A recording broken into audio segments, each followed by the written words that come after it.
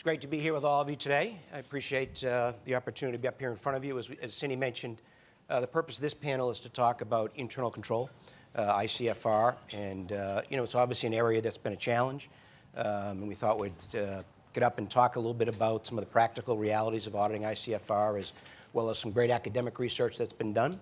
So before we start, maybe I'll introduce who's up on the panel here. To my right is Marc Panucci. Marc's a partner in PwC's national office. He's also a member of the AICPA Auditing Standards Board. He worked in the U.S. Securities Exchange Commission for several years as a senior chief accountant. And you've got everybody's bios, I think, in your book, so I won't go into too much detail. To Marc's right is Rick Ueltschy. Rick's the managing partner of the U.S. Audit Services for Crowe, Horwath. He currently serves as a member of their executive board, which is the equivalent of their board of directors. He's been a panelist at numerous roundtables hosted by both the SEC and the PCAOB, and we're delighted to have him here with us. And then to his right is Susan Scholz. Susan is the professor and a Harper faculty fellow at the University of Kansas. Her research focuses on issues involving restatements and auditor choice. Her work has appeared in a variety of accounting journals and been commissioned by the U.S. Department of Treasury and the Center for Audit Quality. And to Susan's right is Greg Trompeter. Greg is the C.G. Avery Professor of Accounting at the University of Central Florida. Prior to arriving at UCF, he had served in the accounting faculties of my alma mater, Boston College, which I have my oldest daughter starting at Boston College next month, so Greg may get the softball questions today. And he's also been at the University of Notre Dame. His research focuses on internal controls and fraud, as well as issues related to auditor independence, regulation, and economics of the auditing profession. So similar to the last panel, we'll have a little bit of a discussion back and forth, and then at the end we'll cut off in time to take some of your questions. So with that, I guess I'll just start with asking the group. Obviously internal control we've been doing for a long time, but we continue to be challenged. So maybe I'll just start with Rick and Marc. Why do we seem to struggle so much auditing internal control? Well, I mean, I think when you look at it, and you said we have been doing it for a long time, and it's been 10 years. But there have been, two auditing standards with it. And yes, I think when people first thought about ICFR, they said, well, the auditor's thinking about controls in the financial statement audit. How significant will it be? But it really was a big change, right? Because it's a different mindset. You're really thinking about it in terms of, do the controls on a standalone basis, would they detect a material misstatement? And that is a different mindset than thinking about controls and just planning the audit. And so with that, I think people know the history, right? When you get through the AS2, there was a lot of complaints from all parties that, did this go overboard? And did we have inefficient audits? And you move that then to AS5, and there was sort of the top-down approach that everyone talked about. And I think the profession, in hindsight, as we think about it today, did we misinterpret or swing that pendulum too much to the right when we think about that top-down approach? Probably, and I think we're seeing it through internal and external inspections both. We're seeing that balance come back, I think, again. And again, having the right mind frame of we want to have an effective and efficient audit and keep that objective in mind that, do the controls at a standalone, would they detect a material misstatement? So we are seeing the challenges. We got, I think, ways to improve still on it. But I have seen improvements over the last year or two, and hopefully we'll continue to build on that. I might add that I think that from the perspective of our firm, which primarily works with middle market issuers in the public space, the issue has really been, or the biggest challenge has been around things that are not repetitive. We find that in financial statement auditing, many things are very easily validated. Often numbers are easy to compare to third-party evidence. Even accounting estimates, generally speaking, you can find the methodology used to arrive at the estimate. Internal control is different. Sometimes audit evidence is very difficult to locate to determine how did a control operate. And so, one, I think the audit evidence issue is one that's challenging for us in the profession. And I also think the controls around the infrequent transaction are also very challenging. If you look, when we hear about the restatement research, when you think about what's happened in the restatements, very often the restatements come about because of a large transaction that was not handled correctly. You might find a contractual clause that wasn't interpreted appropriately or even caught by the accounting department. And it's very difficult when you're an auditor looking at control processes to understand what is it within the minds of the accounting people that causes them to read the words in the paragraph and not understand that there might be accounting implications. And that's a very real issue. I'll give an example. Today, it's not uncommon at all for a public company to seek some type of incremental financing from a private equity firm. And if you look at the contracts for financing instruments from a private equity firm, it's very difficult to say this is a bond or this is a stock. What you have is a very complicated instrument, and many times a company with a very high-powered accounting staff may not have run across many of the terms in those kind of agreements and understand the accounting implications. So that drives to competency, and competency in my mind is again, one of the very difficult issues for us to deal with. So I feel pretty good about where we've evolved to on controls around the identifiable, the concrete. I think we still have a long way to go as a profession to understand how to think about and test for controls around the infrequent and the judgmental and the prospective transaction that's going to come down the road where we know our clients don't have experience. Great. Some great perspectives. Now, let's look at some statistics. So, Susan, I know this has come out of your research.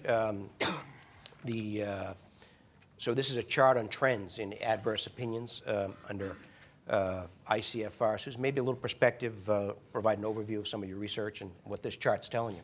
Sure. I really can't take credit for this particular chart. This comes from Audit Analytics, but it is using some of the data that I drew on. So what we're looking at here is just the total number of ICRF reports that are issued by year of reporting. So the first year would have been, for the 2004 year end. Then we see the number of those that noted an adverse opinion, and then just the percentage. And it starts in year 4 in the second set of columns, because that's when the smaller companies that do not have the auditor report as well as management reports start to issue their internal control reports. So a couple of things to note here that really jump out at me are that the companies that do not have the auditor involved in their reporting report just baseline a much higher percentage of weaknesses than do those that have the auditor involved. Now, when you start putting some expectations and using some statistical analysis, it turns out that the companies with the auditor involved are much, much more likely to report an internal control weakness before restatement than are the companies that only have management. So it seems like there's a closer tie to actually finding a problem when the auditor is involved. But the baselines are very different. And I think there's some interesting ideas some of the people have here about why that's going on. Mark, Rick, any perspective on what appears somewhat counterintuitive? Well, one might say that companies that don't have the auditor's help are doing a lot better job identifying weaknesses. I suspect that's not what's really happening in place.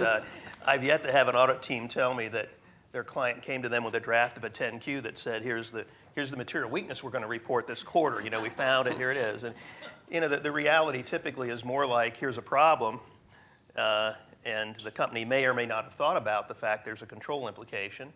And many of those, again, your mid-market kind of filers very often may not have even made that leap. Does this mean I have a control problem? And of course, the auditor subtly suggests they should think about that. And I think in many, many cases, if it wasn't for the auditors behind the scene involvement, you would not have seen these control weaknesses find themselves at the public filings. And generally speaking, in my view, this data is simply a resource issue. The smaller companies put fewer resources in two critical areas. One is the actual accounting staff itself, so not the control, but the actual people who are handling the transactions, evaluating the transactions, and recording the transactions. And then second, and so they don't get it right out of the box as often as the larger companies. And then secondarily, the same resource issues seem to be in play around the review process and the control process. So I think it tends to be, in my mind, an issue of resource application rather than an issue of the fact that somehow we take away from value when the auditor is involved in the process.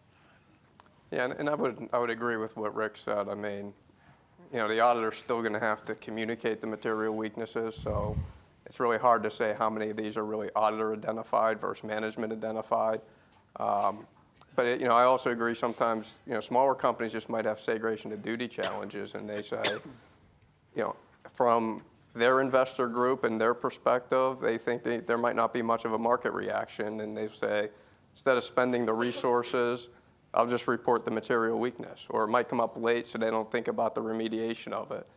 And there could be a lot of other reasons. You also get to they're just smaller, so the materiality level's smaller, and if they're not making those investments, by definition, it might be easier for them to say it's reasonably possible the financial statements could be materially misstated. So I think all those get into it, and it seems like an area maybe that just got to continue to be explored, because you probably need to understand sort of each one of the material weaknesses that are underlying some of the data.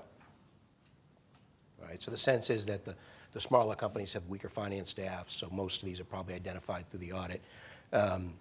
What about the idea that larger companies have stronger systems of control, so therefore they're remediating during the year? So a lot of times the issues get remediated. Can you maybe comment on that a little bit, that these are getting caught and fixed, whereas in the smaller companies it's a more substantive approach, maybe at the end of the year these issues being identified and it's too late to remediate, right? Yeah, and I think that is true, because you have the larger companies are going to have the discipline of not only having the management assessment, but you need the audit, right? And so that process is occurring throughout the period, throughout the year. It very well might be identified, whether it's a material weakness or not. Could be a significant deficiency, and those things are being remediated before you get to the year end. And obviously, if it's remediated by year end with the opinion of an as-of date, you still see a clean ICFR opinion. Good. All right, now we'll look at some more of, actually we'll now move to Greg. So we haven't given you a chance yet to talk yet. But Greg, you and your colleagues have recently done some other research. I think you did some research if you took 20 practitioners and gave them kind of a case study and asked them whether they'd identify this case study as a material weakness or not. Let's tell us what you found. Yeah, actually, to sort of characterize it, I would say these are just damn tough issues. In part, I think it's because as accountants and auditors, we naturally gravitate towards that which is quantifiable. And a lot of times with these internal control problems, we're looking at qualitative issues and trying to attach numbers to them. So as a bit of background, as Frank said, we had hour-long interviews with 20 audit partners. And to tee these up, what we did is we sent out a couple of cases to each partner in advance. Each case described a hypothetical audit client that had some material weaknesses. We conduct the interviews. We finished up our last interviews in June. I've spent most of the summer pulling together creating big data files so that we can do in-depth analyses. We've just started doing the analyses in the last couple of weeks, but I think I can offer some preliminary observations.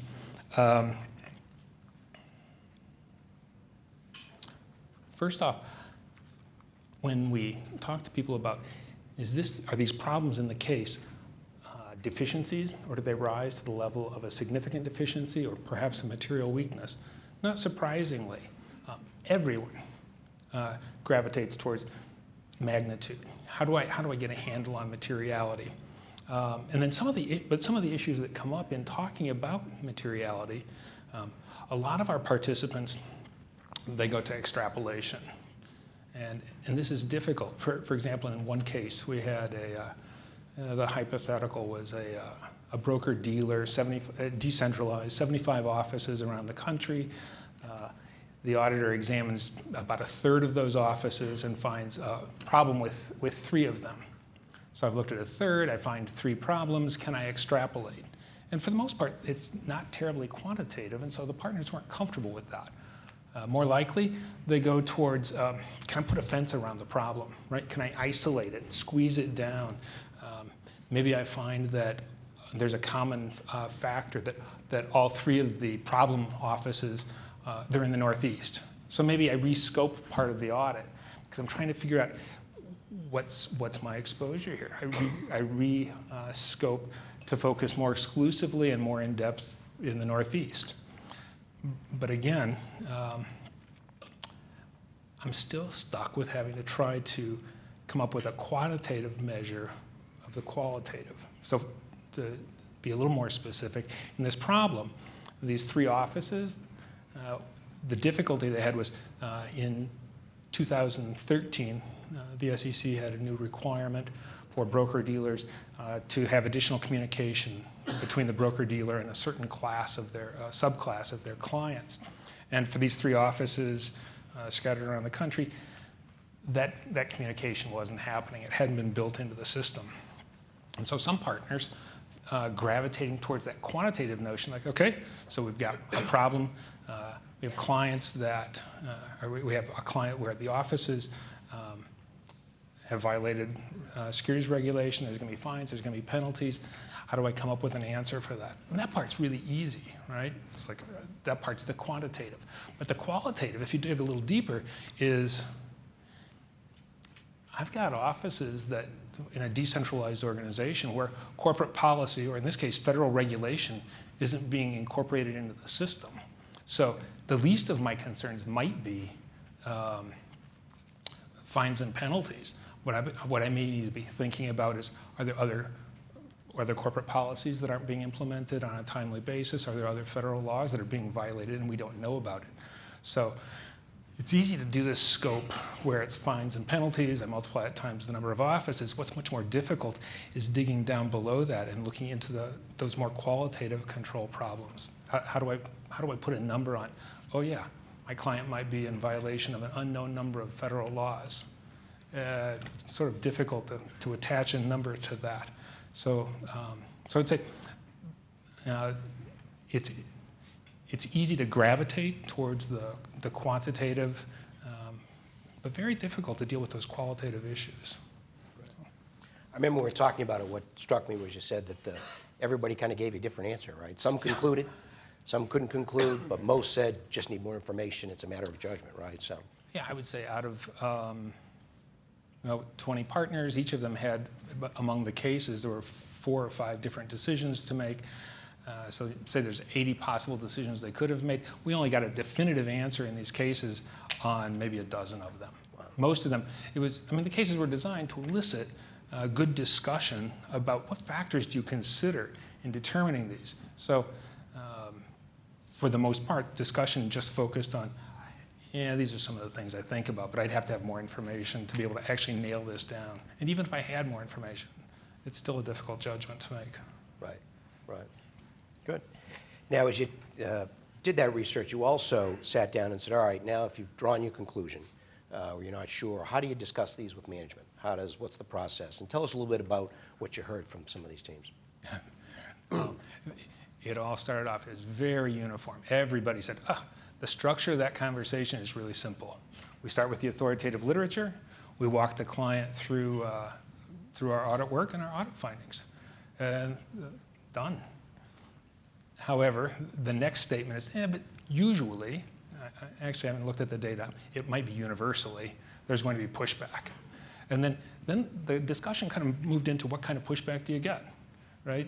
So different reasons, management reasons. One might be it's a one-time event. It's only a one-time event. A lot of partners suggested that they hear that regularly, to which their response is, okay, so maybe I don't understand your control system as well as I thought. Prove it to me. Prove that it's a one-time event. Or In one of the cases, the source of the problem was it's a new guy. And now he's been trained, so now the problem doesn't exist.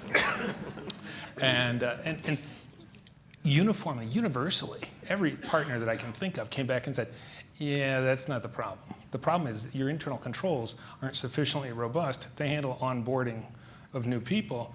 That's a much bigger problem than the new guy made a mistake.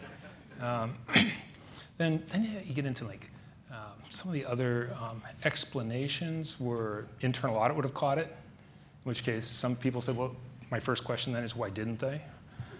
But yet a more fundamental level is internal audit shouldn't really be part of your internal control system. They should not be a key control factor. And if they are, then we need to rethink the independence of internal audit, which brings in a whole raft of other complications. But I think ultimately, the biggest problem was always, it always came back to entity-level controls. How do I determine if they are sufficiently refined or sufficiently, I guess, granular, being the term that's used, to detect these problems? Then the discussion came back to 2 final points. One was, I want management on my side when we go to the board, because management ultimately is going to be responsible for remediation. But at the end of the day, I don't negotiate with management. It's my opinion. And if management disagrees, yeah, well, then we agree to disagree, but it's my opinion at the end of the day. So the discussion starts off very amicably and very standard, but then it can go in one of a million different directions depending on the facts and circumstances. Frank? Mark and Rick sound like reality? It's very real. And there's some really interesting dynamics. Just a couple points I'd like to make. I think that it's hard to get to these and get the real world answer out of a case study here, because the absolute most important element in terms of trying to evaluate the severity of a deficiency that's been identified is to get to the why. You need to know why it happened. And that's really what an awful lot of the tug of war between the auditor and the company is about, is why did it happen? And the why is either going to take you toward a path that you can identify some very specific items and you can deal with those items, or the why is not going to take you there, which probably means there's a design flaw in the controls, and in that case you typically have a very major issue from a magnitude standpoint. So I think if you are extrapolating error, you're probably got a real big problem. If you can't find and you don't extrapolate typically when you have a why, or you're doing it over a much smaller area.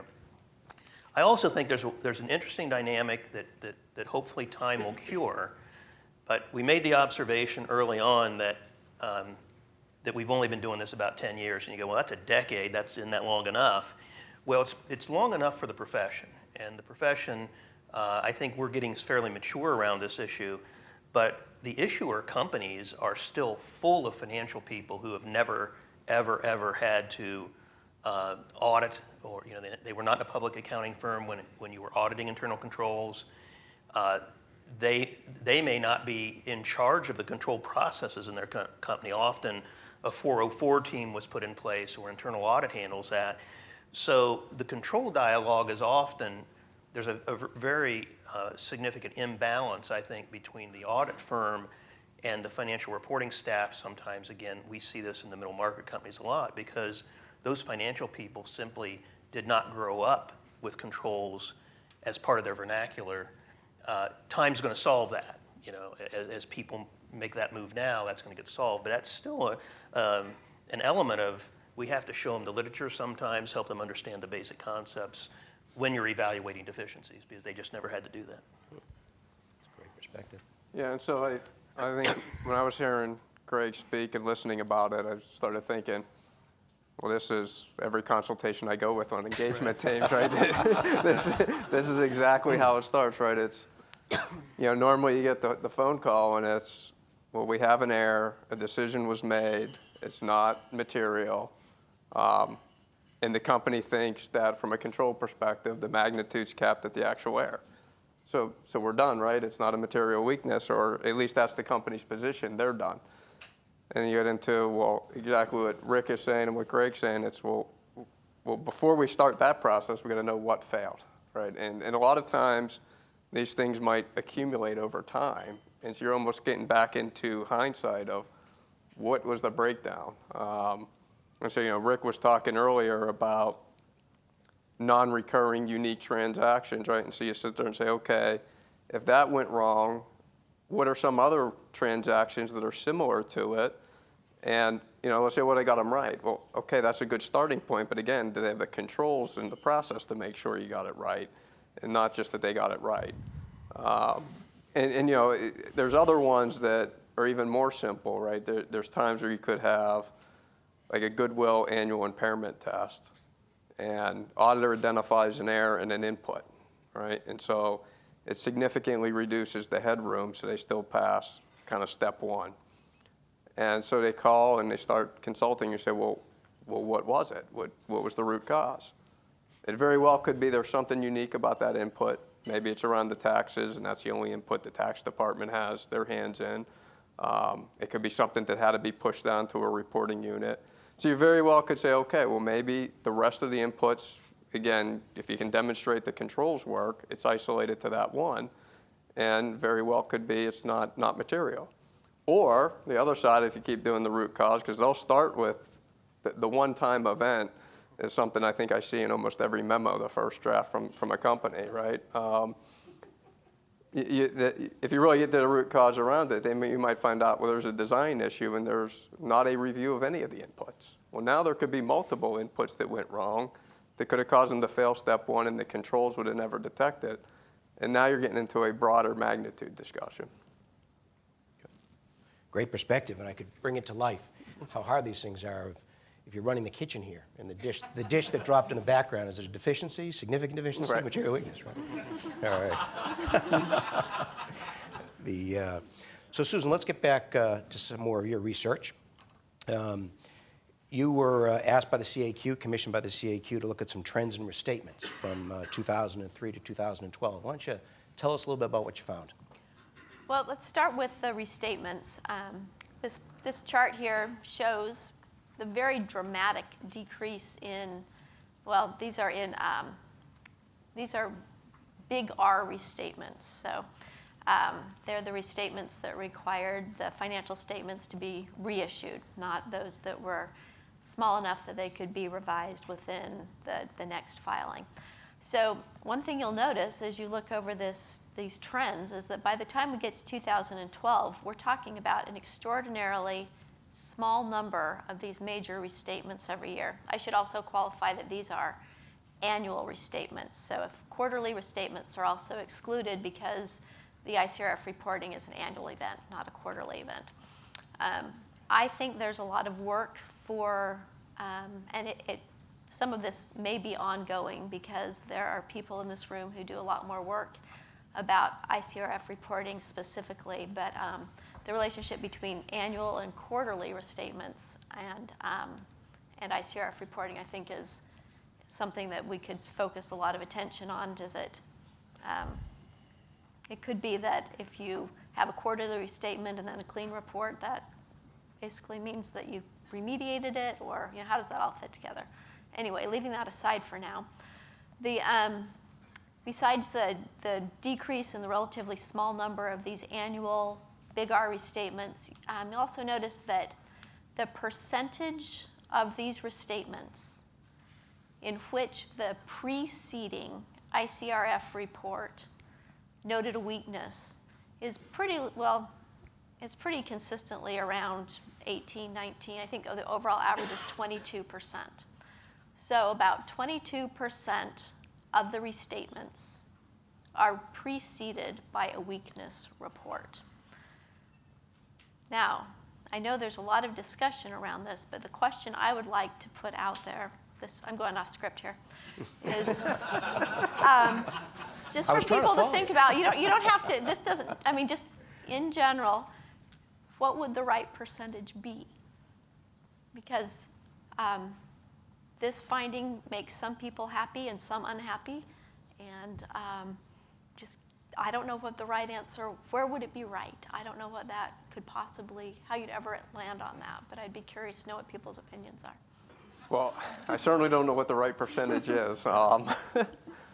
But it is interesting because I think, most people think there's not a material weakness until there is the restatement. So when I actually heard the percentage, I thought it was, high. Now, does that mean it's the right one, and are we catching everything? I don't know what that answer is. I also think, again, it gets into what is the material weakness, right? If it is a material weakness around competency and resources, and then there's a restatement afterwards, well, the material weakness might not be describing the actual restatement area, but it indirectly certainly was a root cause of the material weakness that was previously disclosed. And that is probably a risk to people that if you have ineffective controls, there's a higher probability potentially of a restatement down the road. So it very well could be, depending upon what the nature of that material weakness is. And so that's, when I saw that stat, that was some of the things going through my mind. My guess is it's not a narrow material weakness, or it's not a narrow material weakness related to the restatement, because my experience is either if there's even an SD or a material weakness, not only the auditor but management's going to pay a whole lot more attention in that area, and you would hope that the restatement got prevented. And that's what a lot of times we see within the significant deficiency area. It's not yet material, but people make the improvements, and hopefully that's potentially of a driver of why we see restatements down in general. But that's just some of my reaction. Yeah, I might add that I think it illustrates again the difficulty of dealing with the concept in the standard of potential error. When you detect an error, you at least ask the question, what else could have gone wrong, right? You begin to measure for the additional potential error. And I think Greg's discussion was around that to a large extent. How do you do that? What we don't do very well at all, I think, is what about the potential error when you haven't even detected an error? And that's where you can do that fairly well with our tools and techniques in our profession on high volume transactions, explicit audit evidence, and so forth. But this is where the non-recurring type of transactions, the example that Marc gave around the impairment of goodwill, that's where we haven't yet figured out how to try to project where those things would fail, when in fact they haven't even had to operate. And many of these restatements will be in areas like that for the first time for the company. So I think we should aspire, to a higher percentage. But I don't know either what that is, but it seems to me that it should be higher, because that would tell us that we are being more effectively predictive about the effectiveness of controls. Good. Might be a good idea for some academic work, by the way, in that particular area. Well said. Yeah. Susan, let's talk a little bit more about some more of your research. All right, so in this figure, we're still looking at those, the 402, or the big R restatements that are annual. And what this is comparing is the overall percentage of, in the red bars, we're looking at the overall percentage of companies that issue reports noting weak controls. So you can see that relative to those companies, the companies in blue, which are the restatement companies, have much higher percentage of internal control weaknesses prior to the restatement. So for example, in 2012, overall, all of the companies, there were 4% of all companies that had an internal control weakness noted, but 18% of those that eventually restated noted an internal weakness. So while 18% might be something, perhaps one should aspire to higher than 18% prior to a restatement, it is dramatically higher than the overall base rate for companies just reporting. Good. All right, now let me ask a question of Rick and Mark. I think we touched on this a little bit, and this is the difficulty in identifying an error. I think when you're doing an audit and you find an error, it's obvious in a financial statement audit that you've got a problem. What makes it so difficult in internal control in identifying, when you identify a problem, determining whether it's significant or not? Yeah, and I think we have touched on this a little bit, right? But it really does get down to kind of the what if, right? How big could it be? And to Rick's point, there might not even be any error. And I know we have situations where we don't have an error, but we've had material weaknesses. And to Greg's point, at least the way I think about it, you really start with what is the quantitative number, right? Is there a reasonable position of how big that error could have been? And that's the starting point. And then once you know that, you look at that with the qualitative factors, and it's similar to like a SAB 99. You ask yourself, well, would this cause a restatement at that point in time? Not saying that there is, because there might not even be an error, but would it cause a restatement? And if the answer to that question is yes, then you have a material weakness. If the answer is no, well, then you still might not be able to stop, right? Because then you're still thinking about, well, what was the root cause, and do I have any other deficiencies that might have similar root causes that I need to aggregate, right? So a lot of times you have an example where maybe there was a communication breakdown between the tax department and the accounting department, and that's what you're evaluating as your close call. And then you get through and you say, well, we also have a communication issue between Treasury and the accounting department. Well, now do I have a broader issue, and are those similar root causes? And if I aggregate them, could that be a material weakness? And that's where it really does get to this quantitative and qualitative analysis, but it really all starts with what is it that failed, so we know what we're analyzing. Now, Greg, it's interesting, maybe your perspective on this point. It's interesting, in your research, you found that immediately people want to extrapolate. And is it this routine of we're used to being able to quantify it and search for that sometimes makes ICFR harder? Yeah. As soon as you move into that qualitative area where quantification is difficult, like 20 out of 20 partners, I'm sure if I go back and look at the data, I will find the biggest problem is what happens if you have a control weakness, but there's been nothing, there's no financial statement errors, no big adjustments that you found in the audit. Basically, you're forced to look at the situation and say, and convince yourself and eventually the client, was I lucky or good, right? It's like, are the controls better than my testing suggests they are? Or was the client just lucky? They don't have real complex transactions this year, or there was nothing to catch in this given year. If you think about it, you go to the standard. We're looking at likelihood and magnitude, right? And you're asking somebody to predict the likelihood of something that has never and may not happen, and you're asking them to predict the magnitude of something that is potentially, maybe inherently qualitative in nature, like not following government regulations. So basically, you're trying to get someone to predict the future, and all they can do is you can do run-throughs, simulation to see would this have been caught or not. But in a sense, it's like if I know the simulation is going on, is it truly a fair test? It's like spring training, right? Ultimately, I can't until I'm actually in the heat of a real baseball game. I can't quite tell whether it's going to be a good year or not. As a Chicago Cubs fan, I deal with this all the time, right? Up until the beginning of spring training, I know this is the year.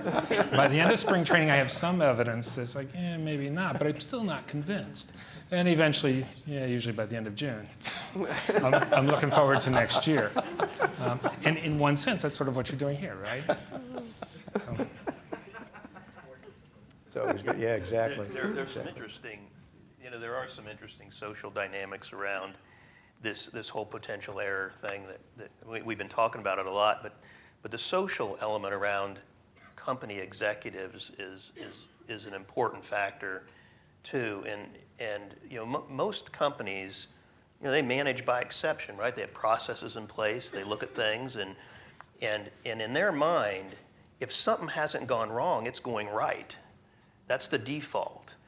So the idea that you didn't find an error, you found an error and it's $1, and you go to the person and say, well, it could have been $1 million, therefore it's material weakness. That conversation begins like you're from the moon. and I say that jokingly, but it's really true because they're used to the auditor or anybody else coming to them with, here is the amount of the problem, here's the problem, and we have to deal with the problem. And this internal control auditing really much more significantly introduced the issue of it could have been worse. And then you tell them, even though it wasn't worse, the fact that it could have been worse means we have to tell the world that you have material weakness in internal controls. That's a very stunning concept, particularly for people who don't live in the financial reporting world and are not familiar with the concepts. And that creates a lot of the pushback that Greg was describing, a lot of the social interaction, because generally speaking, the management, when you find error, they like to say, show me the error. Show me the support for the error. And when you start showing them hypotheticals, and when the hypothetical becomes reportable, that is a very hard concept for management to absorb. And I agree, it does get very emotional very quickly, right? Because if you're disclosing an error, nobody likes to do that, but it's more factual, right? Here's what occurred. But when you then turn around and say, well, you got to disclose a material weakness, and you got to say that you don't have the right complement of resources, or that a review was ineffective, right? It becomes more personal then when you go through that process for management, how they think about that disclosure. And it does, I agree, it's sort of getting them to the concept they could have been bigger gets very difficult very quick. Yeah, in one sense, like when I talk to students, it's like a huge shift in mindset, right? If you go back to in the 1970s and 80s, which I have to explain to my students what that was all about, but you think of like two automotive industries, right? The U.S. automotive industry and the Japanese industry. And one, there was this notion of you build a car, and at the end you inspect that car, and then if there's problems, you fix it, and you sort of generate quality by inspecting it at the end. And we're sort of moving into a shift where it's more of the Japanese model, where you design the process up front so that there are no mistakes to find. And making that shift is really difficult. Right. Well, and maybe just one other point, because we talk a lot about, well, why couldn't it be $1 million? And we also have to be balanced, right? It's not about a hypothetical that might have never occurred before. So you do want to look at, what are the trends? How big has the error been each year? Ask yourself, if it's on a growth trend, can it continue to grow the next year? And how big might it be, right? But it's not just, I had an error and it was immaterial, and it could have been whatever number it could be, so we have a material weakness. That's not the model either. It's all about, is it reasonably possible? Right. Good. Some great perspectives. Let's move back, Susan, to some more of your research. Why don't you talk a little bit about this chart, and this is material weaknesses disclosed after the announcement. So these are restatements announced after an internal control report had been issued. And the red indicates the number or the percentage of those that noted a weakness.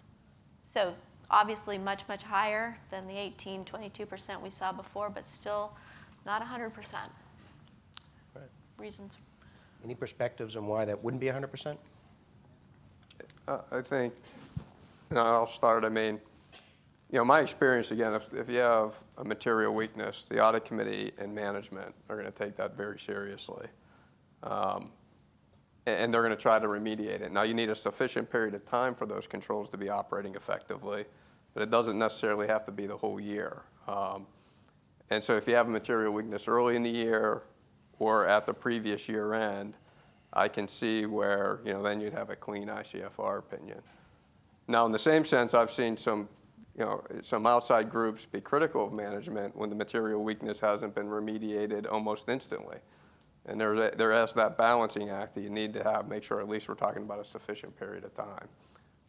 And so that's usually what I see that experience. You don't see it cross over multiple opinions because people they want to pay attention to it, they want to get it fixed, they want to claim victory and get it behind them.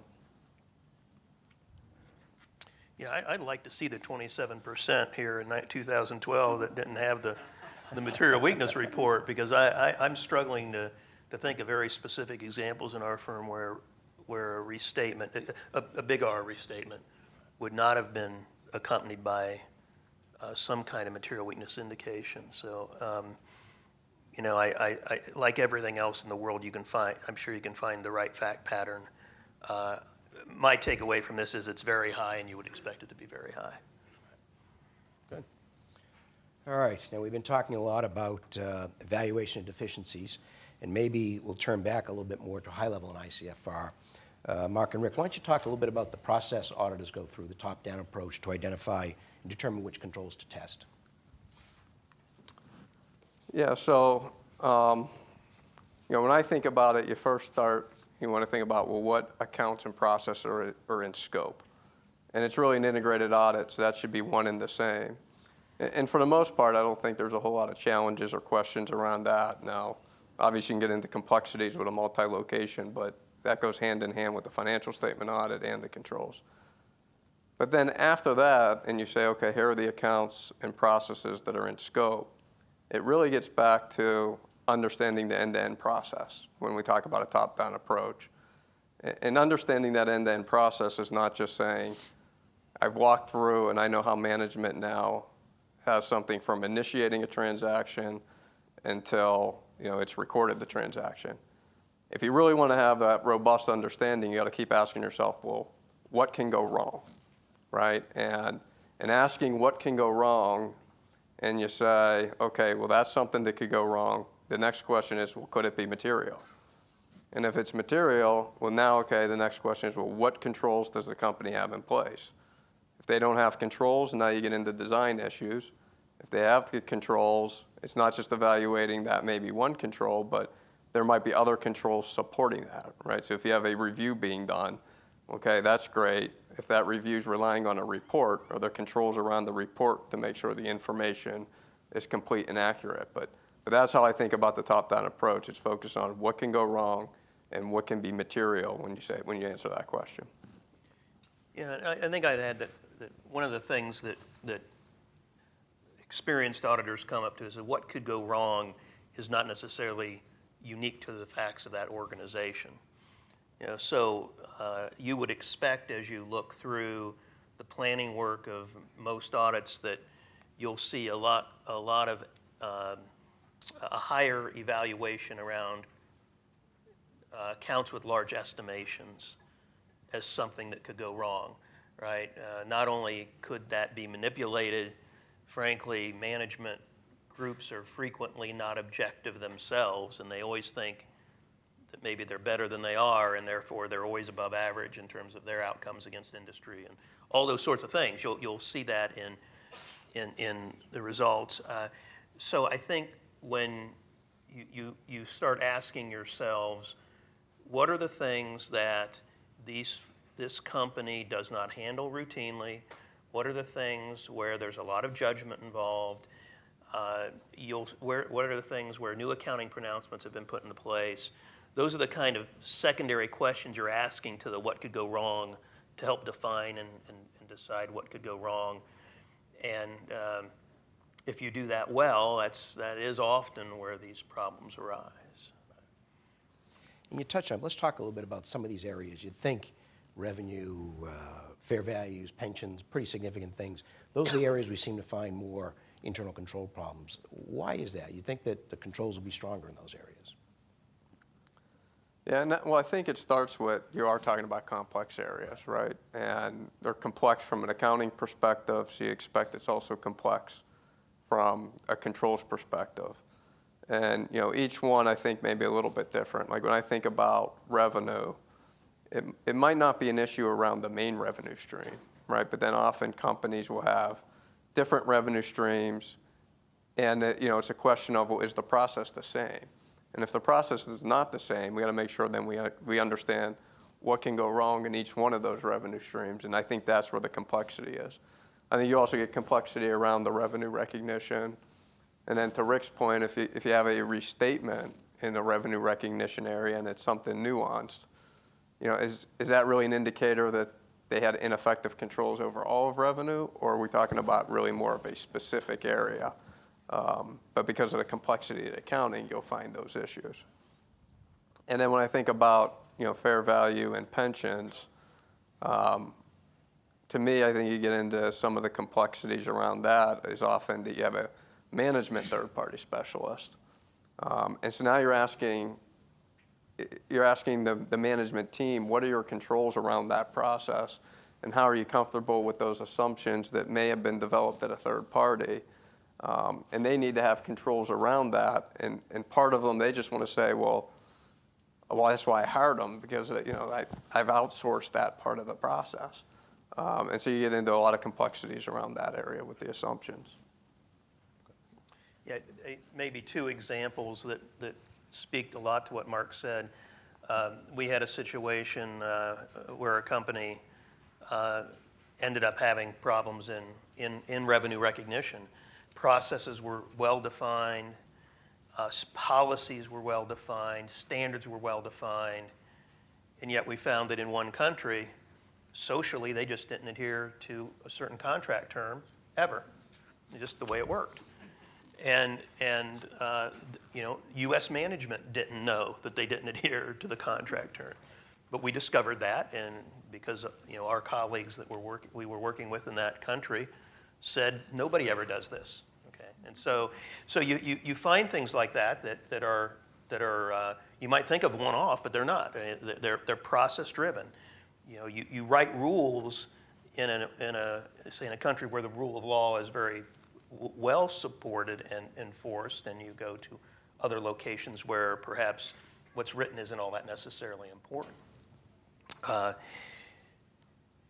I think the other issue, and this is one that's a little bit tricky, but sometimes we might call something a material weakness at the company. To the dying day, the company officials will say it never was. And that happens around estimates for fair value and pensions were just described. Fair value, as probably pretty much everybody in this audience knows, there's a hierarchy of fair value, and 3 levels of evaluation of how well fair value is established. And when you get into those level 3 kind of estimates, they can become fairly complex, very debatable. At the end of the day, if the auditor thinks the estimate the company used is not within a reasonable bound, it's wrong. I mean, by definition, it's wrong. It may not be wrong, but because we are the auditor, it's wrong. And the estimate area can be very difficult because of that. I think most auditors could find at least one instance in their life where they disagreed vehemently about an estimate with a client, and it turned out the client was right. I have a couple of those in my background, and it's embarrassing. But at least in the old days, before it was an internal control problem, it was just we disagreed. But now it's not only disagree, but because we have to conclude on the estimate, and if it's materially incorrect, it's a control issue. You get into a little bit of definitional issue there. That's a little bit of a struggle. I don't think it's a high number of what's going on in here, but you do run across that from time to time. Good. Interesting. So as we think of what we've talked about internal controls a challenge for the profession. We've talked about how hard it is to quantify these things. And you can kind of bring it around and convince yourself, here's all the reasons why this is so hard. But then let me throw it back a little bit and say, gee, the profession's been dealing with difficult issues for a long time, right? So, and if you think of some of the areas we talked about, Rick, in revenue and critical areas, even the example you had of the company that the country didn't understand the local customs, you'd think that the business would know their business. So you think these are the areas that should have the strongest controls, not really because they're worried about financial reporting, but because they're trying to run the business. So why is it that we think we struggle so much? If you're in areas that should have strong controls, what do we collectively think is I'd say, the profession's challenge? Well, I really do think the profession is ahead of the companies by quite a bit.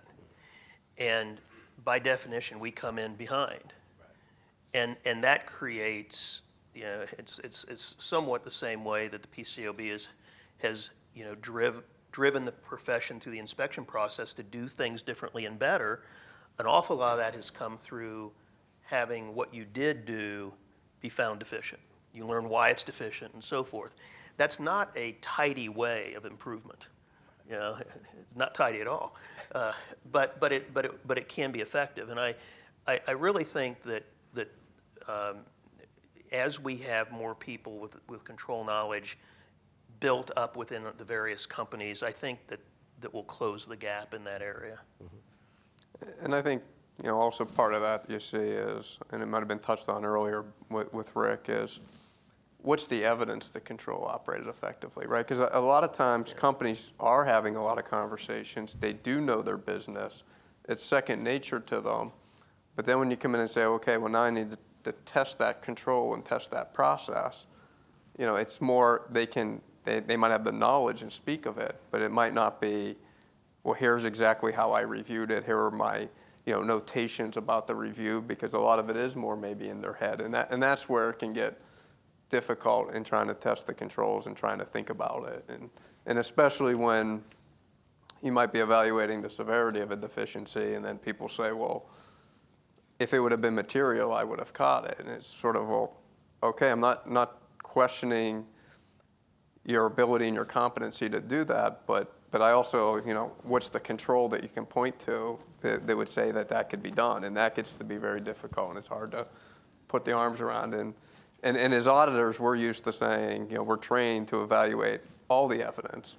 But in this situation, we have to discount what we found in the substantive work. So it sort of goes against what we think about.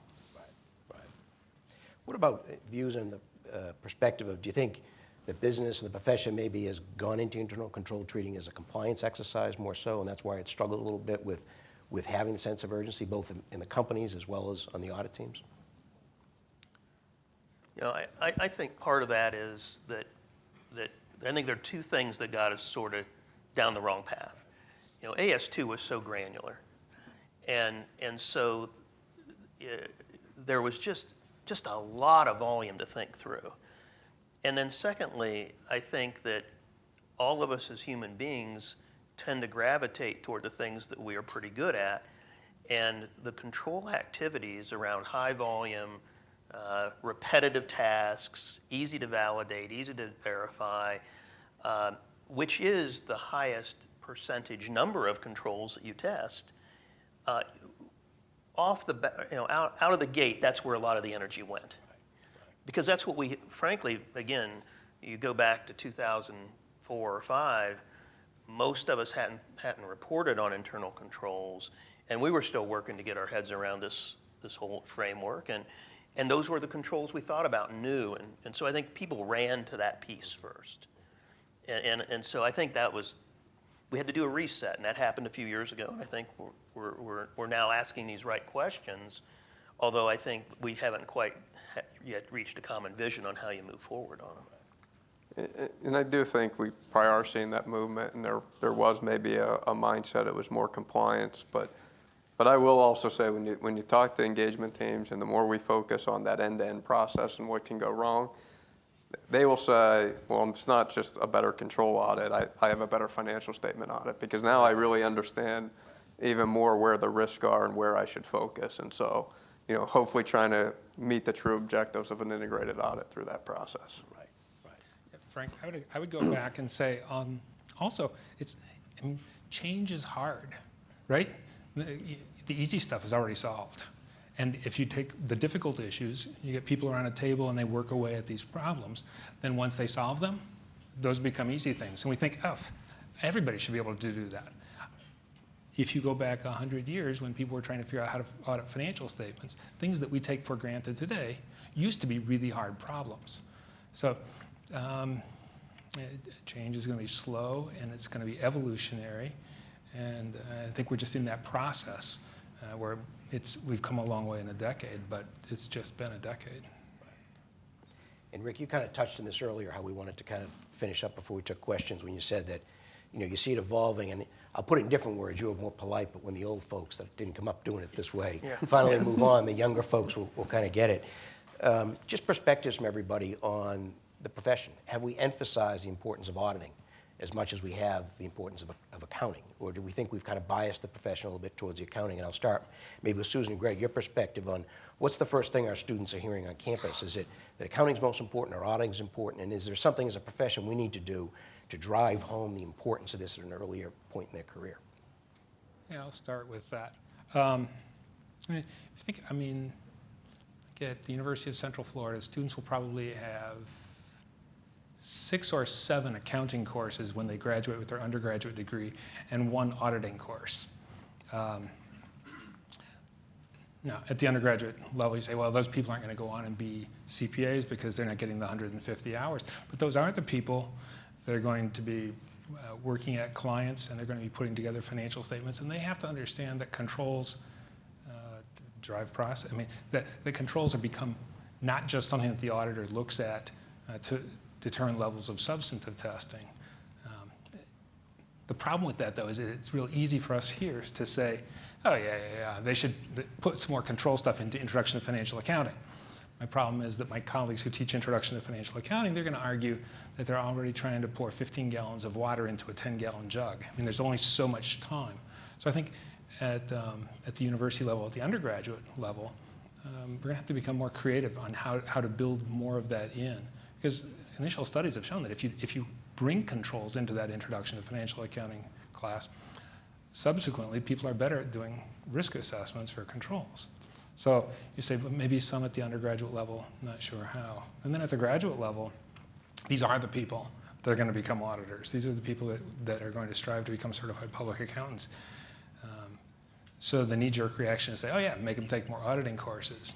And yet, like at the end of our surveys with our 20 audit partners, the last question that was always asked is, do you have any recommendations for our students? And a lot of the times the question, well, one response was, yeah, tell your students that you can't audit by email. It's like, okay, you have to actually get out from the desk and go and talk to the client. But beyond that, it's understand why. Understand the business and understand why. And I don't know if that necessarily comes through an additional auditing course, although as an auditing guy, I think we should always have more auditing courses. But I think I told you I'd give you the softballs, right? Yeah, right. That's why I went first, right? So I think it is incumbent upon academia to take a step back and not just say the profession is struggling, but to figure out what's our role in making it better in the future. So, Susan, perspective? Well, as someone who doesn't teach audit, because I think it's so hard to teach audit, I don't know if I'm really the best one to speak to this, but I do think that so much of what we've heard today is that it is context, it is idiosyncratic, and I think that that's very hard to bring into a classroom. So if we are going to put a greater emphasis on understanding auditing in general and internal control auditing in particular, I think it needs to be more creative than adding a class. I think it needs to be done with internships that are focused in this area, with things that get people out to think about what exactly these facts, circumstances, contexts are, because, I mean, hypotheticals are hard, and they're really hard if you don't have any prior experience with these things. So that's not something I'm going to be taking on, but I say go do it to all my auditing colleagues. Marc and Rick, maybe your perspectives of when students come and join the firms. Do you think they are excited enough about doing, how important it is to really, it's not doing internal control work, it's really understanding the company's systems, and do you think the profession's gotten away from that a little bit, of how important that is to their future careers wherever they end up? Well, certainly students come really well prepared in accounting. I mean, I think they do.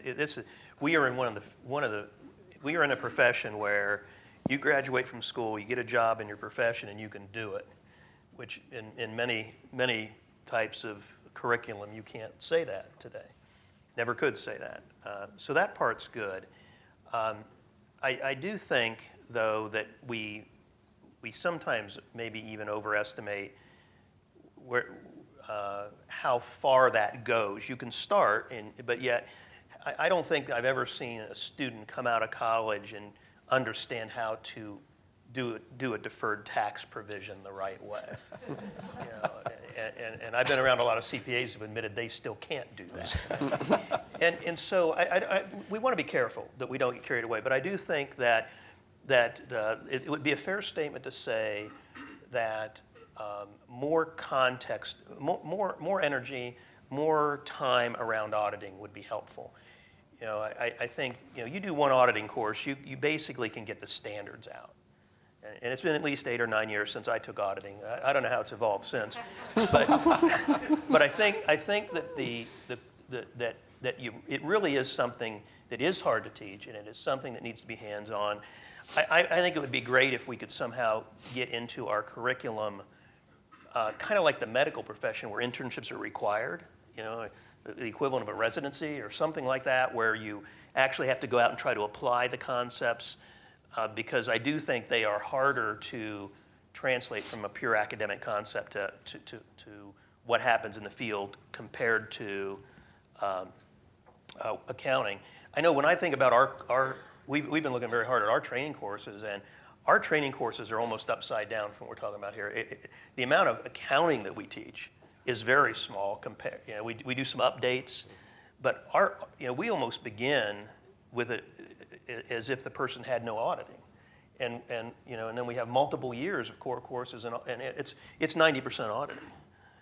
So you can tell where we think the energy needs to be, but I also think that it goes very much hand in hand with hands-on. So there is a limit to how much I think academically we can push it in the classroom.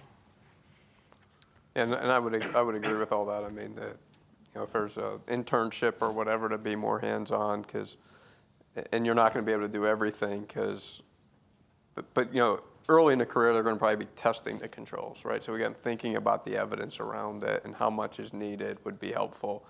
But when you're thinking about the end-to-end process and the questions of what can go wrong, that's really just going to come with the experience and the professional skepticism that somebody needs, right? And so they're going to have to learn that as they, I think, grow up through the firm and through that normal process. Being introduced maybe at the college level, that would be great, but you're not going to be able to get all that skill set, I don't think. Good. With that, I'd like to thank the panel for their thoughts and turn it over to questions. Thank you, and not to take all the time here, others can ask questions too, but I did want to take a moment, and this one probably I should just give my standard disclaimer beforehand, that these are my own views, but I really want to thank the panel for the comments here. I think as you think about the value proposition of internal control reporting, certainly there's a lot of value to identifying the material weakness once the restatements occurred, but there's a heck of a lot of value that we're missing if we're not identifying them before they occur. And so this is an area that, as many have probably heard, SEC staff are devoting increasing amounts of time to, from both a Corp Fin perspective and an enforcement perspective, frankly.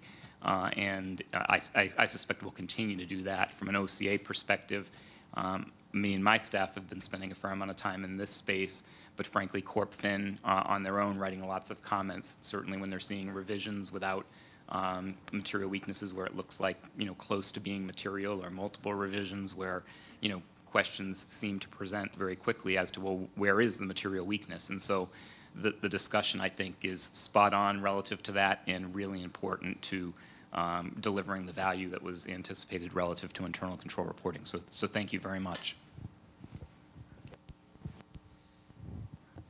Thank you. I'm just curious of maybe Mark and Rick's perspective on whether COSO 213, or the new COSO, is being viewed as an opportunity by companies to reassess their ICFR, and we've heard something, about kind of deferred maintenance, that there was a push when we had 404, and then kind of a slacking off from a company perspective.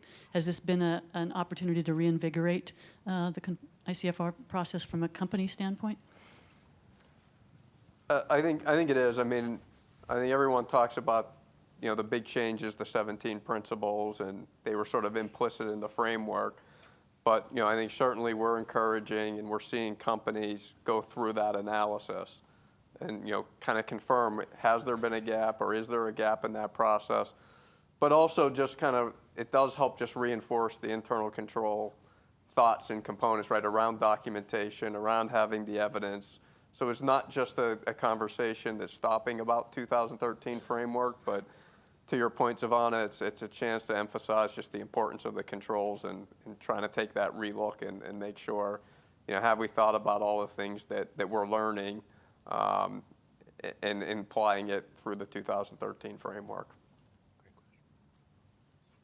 Yeah, I would say, though, that in our clients that are in the process now, I would say that the feedback we're getting is that most of them, while they're doing the relook that you say, to call it a reinvigoration might be a little bit overly enthusiastic.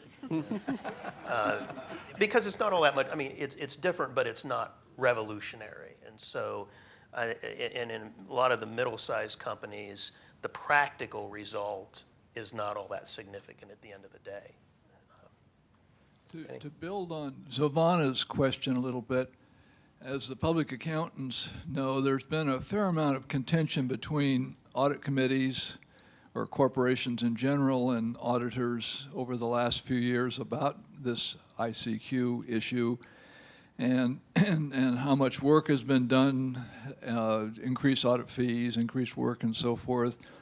But one of the things that I think I've seen over the last however long it's been since the 2013 COSO report has been issued is an awful lot of effort by many people to train companies on how to do it, but relatively little in the way of guidance from the firms in terms of how they're actually going to you might say, enforce it. And I think there's a lot of concern by corporations about waiting and putting in a lot of effort, doing things, and then being second-guessed after having lived through a period over the last couple of years of again, a lot of challenge and re-challenge and having to do things differently, they believe, from what they thought they were having to do. And I'm just wondering if the three public accountants on the in the front of the room could tell us where that process stands in terms of the firms, I won't say getting their act together, but deciding how they are going to apply COSO 2013, or however you say it, in their practice and letting their clients know exactly how this is going to come down. Maybe I'm a little behind the curve right now, but my understanding is that many of the clients still don't know exactly what the story is. Mark, you want to go first? Sure. Well, I can speak for our firm. I mean, we have, rolled out a template that we are sharing with our clients and with the companies, and having them go through kind of that assessment, which is really based upon the 17 principles to see where that is. And I think we've had the transparent discussions with them that this is what we think the changes of COSO 2013 is, working with them and trying to think about the principles and how it might apply to their existing controls and what has happened the last couple years. But that tool is really becoming the basis for the analysis. And so I think, at least from our firm, that's what our standard is, and that's how we think about it. But we have put a process in that we're sharing with the company of how we would think about it. Yeah, there was an awful lot to what you said. There were about 5 questions in there, really. I think that as I listened, I thought the way we encourage our clients and our engagement teams to do things, whether it's this change or any other change, is as the company is making the changes, let us know when you're at a good stopping point. Let's go in and look at it, and let's give you the feedback at that point, and we'll see if we're on the right track or not. And if you ask us and we don't give you an answer, then that's not good at all. But if you don't ask us and we pay attention to another client, that's a little bit maybe for you not calling us in at the right time. In other words, we need to be active about doing it in chunks as we go along. But even if we do that, one of the things that happens with a change like this is that despite the best efforts to train and despite all of our thinking about what we think the thing says up front, when we start pulling up audit evidence and seeing the real problems and asking the questions and having open dialogue, we go, whoops, we didn't think of that. And then we send out messages and we train our teams to that whoops. And then invariably another client says, well, you didn't tell us that. And you know, now you're changing the rules. I mean, you know, the natural learning experience can sometimes feel like we're not being responsive, but it's because we just didn't, you know, we are not omnipotent in understanding all these things coming out of the box. So my only recommendation in all these things is that I think it has to happen at the engagement team level, and it has to be very, very early and active interplay and in intermediate steps to work through the issues. Just adding on to that perspective, Denny, I think I think all the firms, you know, obviously are pushing very hard to get the guidance out, to train people, et cetera. But I think, you know, for all the discussion earlier, I think this is a lot harder. You know, this is a lot harder than training someone in a new standard income taxes or revenue, et cetera. So I think getting this right is a lot harder than just a new accounting pronouncement. And I think you know, that's all the discussion we had earlier. I think so we're really kind of all in it together, and it's going to be iterative. These things are much more applying judgment, et cetera. And there's also, I think, a lot coming at the profession at the same time. You know, our folks are trying to learn a lot. They're trying to get up to speed in internal control. They're trying to pay attention to the revenue standards. So there's an awful lot going on. So I think I do think all the firms together are really working hard, but we've got to train companies and we've got to train our people. We're doing it somewhat on the fly. So, yep, back. I guess I'm really curious about the panelists' views on, you know, what maybe we could even tell our students as faculty. Has the huge investment in internal controls over financial reporting paid off in terms of better financial statement audits? And what's the best anecdotal, you know, stories as to why that's the case? And what are the markers of the kinds of ICFR audits that actually translate into better, I know it's an integrated audit, but better financial statement audits? In other words, we could have made as much investment as a profession in something other than ICFR, and you wonder what kind of return on investment we could have gotten. I'm just very curious about what is the markers of a great internal control audit that leads to a better financial statement, more confidence about account balances, say in the balance sheet. We've heard stories early on, of course, of you find a material misstatement, and then you can very quickly think about, well, what kind of material weaknesses now could be implicated? Are you seeing now, when you find something that is either a material weakness or a borderline material weakness, does that let you go and find misstatements, for example? You know, if I could. Yeah. You know, I think Greg's comment around his analogy to the automotive industry, inspect at the end or build the quality in. I view the financial reporting today is significantly better than financial reporting was before the Sarbanes-Oxley Act. But you can't take any one piece of what happened in isolation. So companies do not want adverse internal control reports out there. So the companies have significantly invested in their financial reporting and accounting staffs. That's pillar number one, is make sure that the error doesn't occur in the first place, so it can't be caught because it didn't happen. Then I think number two, audit committees are significantly more simply qualified and active than they were before the Sarbanes-Oxley Act. And then finally, you do have this internal control auditing that catches the things that those other improvements didn't quite squeeze out of the system. And I think you have to look at all that together, and it's all a simultaneous investment.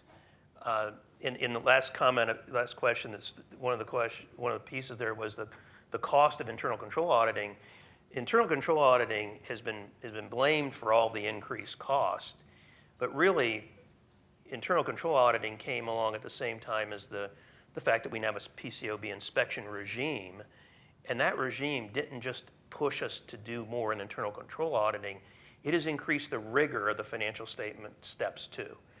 And so all of that together has been powerful, but I don't think you can just isolate internal control auditing and say what marker did that in itself do by itself. I think its biggest impact's been an incentive to management to not have a bad report at the end. Well, and I think that, hello?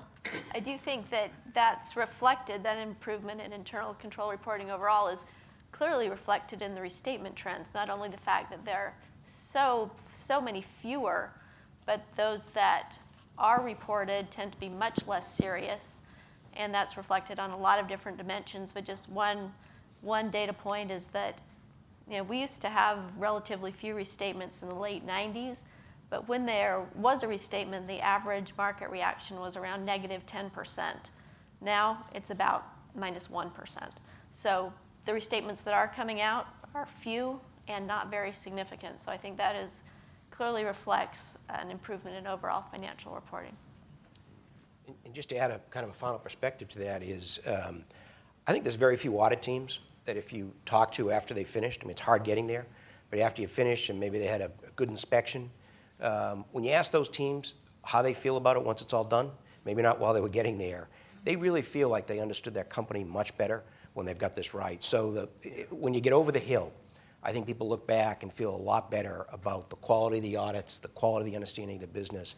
And I also look forward a little bit. If you look forward at the profession, I think our ability to be doing substantive audits is really going to go away because the markets move so fast today.